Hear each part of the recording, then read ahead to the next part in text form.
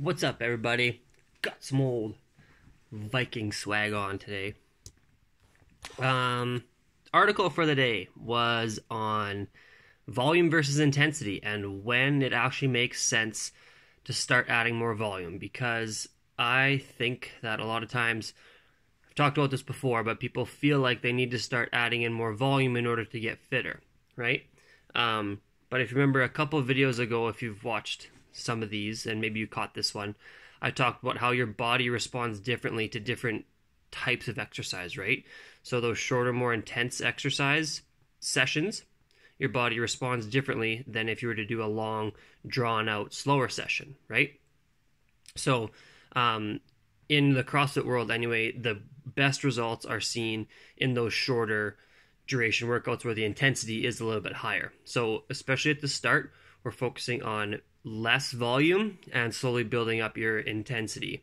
And that goes across the board. So, even if you start doing 5 days of exercise a week, you would rather have it fit into that 1 hour, right? 1 hour time slot, which is a normal group class. It doesn't matter if you are working out for the whole hour straight, right? Well, that full hour is there's warm up, there's coaching instruction, there's movement practice, and then there's the workout, and there's a cool down, right? There's all those like 5 things packaged into that hour. So your actual workout time that you're engaging in intense activity could be anywhere from like only 3 minutes till to 20 to 30 minutes, somewhere in there, with all that other stuff going on.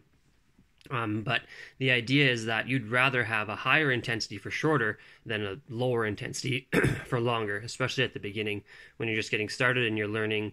Obviously, the mechanics has to play a part in that too, so we don't want to go bring the intensity too high where the mechanics and the consistency start to lack. But we're trying to find that balance, right, of increasing intensity but maintaining mechanics and consistency as well within movement. It starts to make sense to increase volume only for those people that like are kind of competitive, super competitive athletes.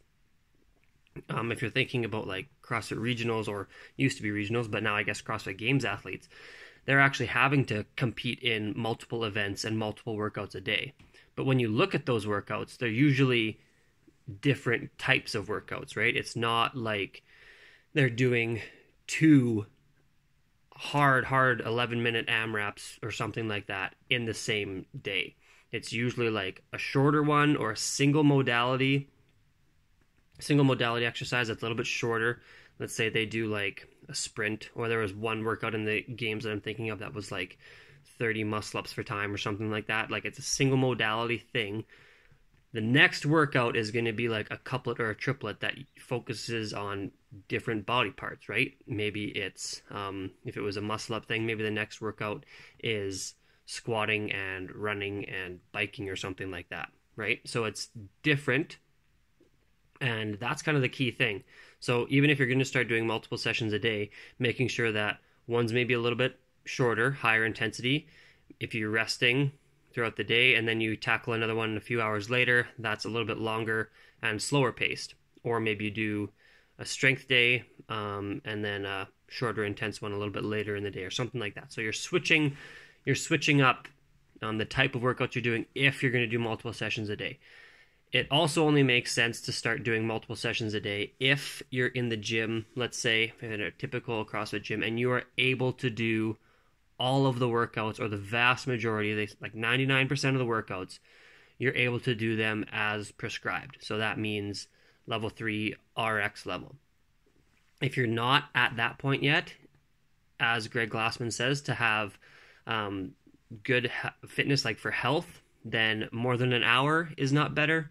More than 6 days a week is not better. So sticking to that as kind of your standard and not needing to go any more than that to achieve good results in health and fitness, that's your standard. So hopefully that clears some stuff up, because I know a lot of people sometimes they see the games athletes obviously doing more volume and they think, well, if it's good for them, it's good for me, or that's what CrossFit is, which it's really not, right? It's meant to be get the most out of your time sort of thing, right? So shorter intense, it's going to lead to, well, when done over time, leads to good results in fitness. So that's that. If you have any questions, let me know in the comments below.